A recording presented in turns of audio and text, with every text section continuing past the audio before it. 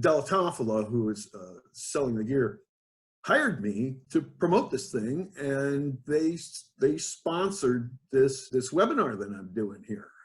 And I told them, I can't just talk about one thing. And besides, there's all this other stuff, and it doesn't really compete.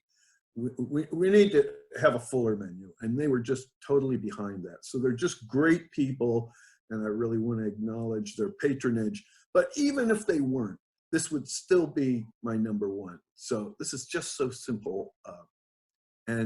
So it's called Toffola Maceration Accelerator, or DTMA. So here's the idea. This is Dr. Richard Smart is the guy who developed this, and he just said, here's a grape, and it's got a wax cuticle around it, and that's why the color and the flavor don't come out when it rains.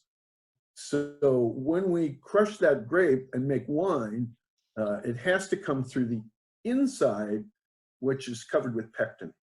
So it comes out very slowly. And the exception to that is the grape is kind of heart-shaped, as you can see. And right along the top edge there, there's a cut edge where the bleed happens much faster. And so his simple idea was, let's just chop the grapes up a little bit, and then we'll get faster extraction. That's Dr. Angela Sparrow over there on the left, standing by a DTMA.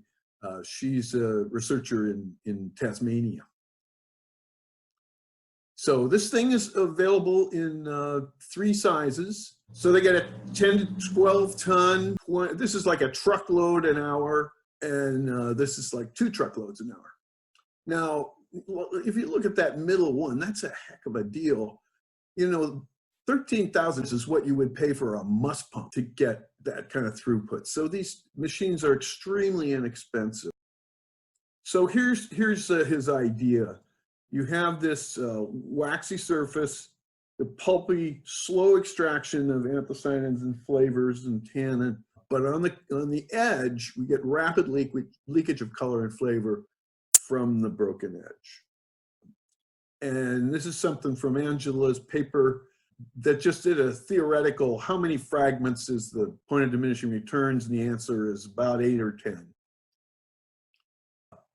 So this couldn't be simpler. You just go from the crusher and you pump through this thing. It's just got a blender in there and some controls to keep it from, you know, it'll shut down if you turn the must pump off and that kind of thing. But, you know, so it's a little more sophisticated, but that's what you get. And that's all there is to it. So when you clean out the lines at the end, you flush out the system and you're done. There's very convenient inline operation, easy cleanup. Now, because you get more rapid extraction, you can, if you want, get your tanks to turn over faster. So and you end up, this is the part that really blew my mind, is you end up with these rich, soft wines that are just kind of amazing. There's some flexibility in the style about how you actually do it. I'll go through that in a minute. So what Richard called this initially was accentuated cut edges. And so that's the name of the process. DTMA is the name of the machine. And then he came up with this other acronym for pressing early, which is what I was just talking about, that if you pull off the skins in 3 days instead of the normal 10, you get a different style. So here's a bunch of Tasmanian winemakers looking at this on Pinot Noir. And you can tell it's the Southern Hemisphere because the sun is in the north, in the parking lot. Anyway, these are just the parameters that they're looking at and scoring. Just the bottom line was, could you tell a difference? And the answer was yes, in all cases. And then, which did you prefer?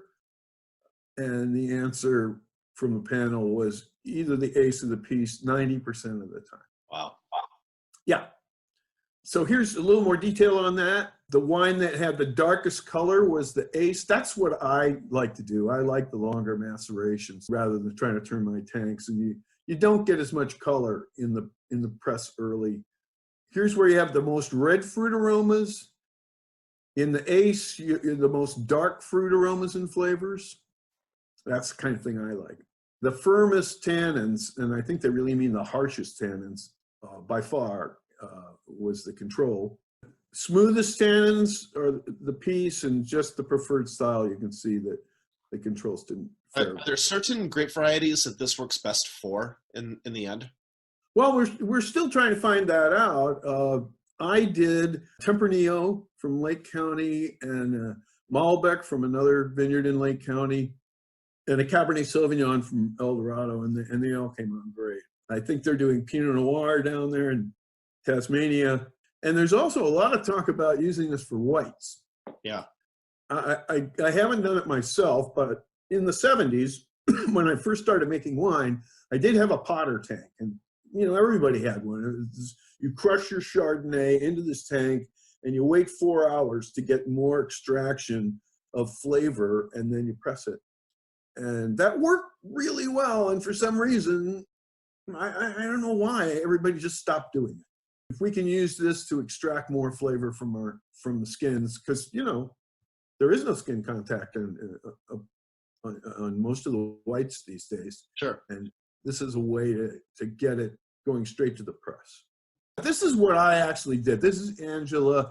She didn't have a DTMA in the beginning, and so she was just using a stick blender.